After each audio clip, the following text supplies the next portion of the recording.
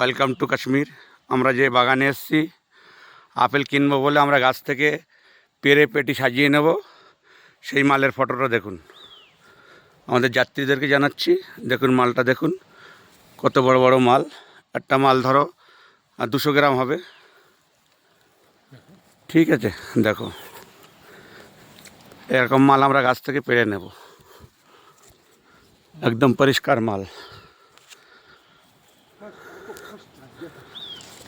হ্যাঁ, আমরা গাছ থেকে পেরে পেটে সাজিয়ে নেব, সেই গাছের মাল আমি দেখাচ্ছি। দেখুন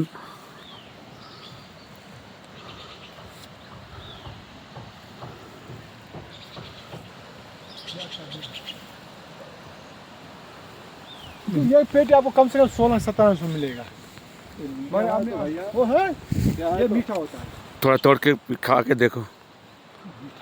आगे देखते थे ना कि हाँ हाँ।